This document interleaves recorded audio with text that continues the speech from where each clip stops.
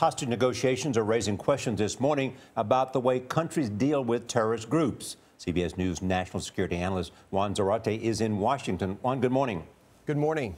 Conventional wisdom has always been that if you negotiate with terrorists, you're simply going to lead to more kidnappings. Are we looking at different circumstances and trending to more negotiation?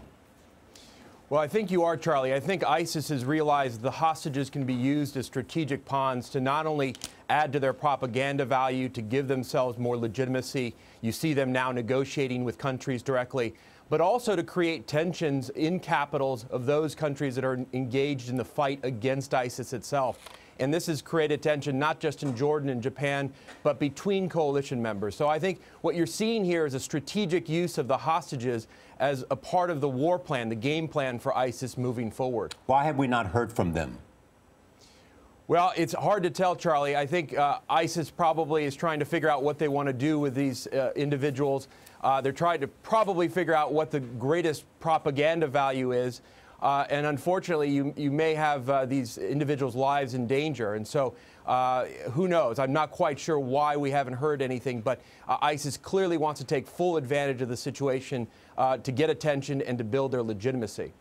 Juan, there was news yesterday that, of course, in the exchange where the U.S. exchanged Army Sergeant Bo Bergdahl for 5 terrorists that went to Qatar, that one of those terrorists who had been held by the U.S. has been in contact with other terrorist organizations. Does that set a very dangerous precedent?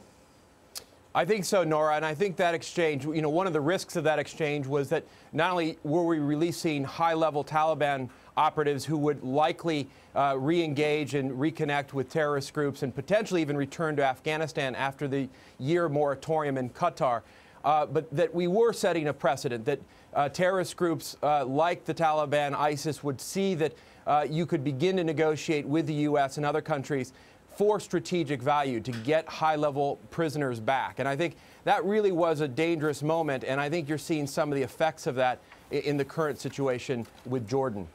All right, Juan Zarate, thank you very much.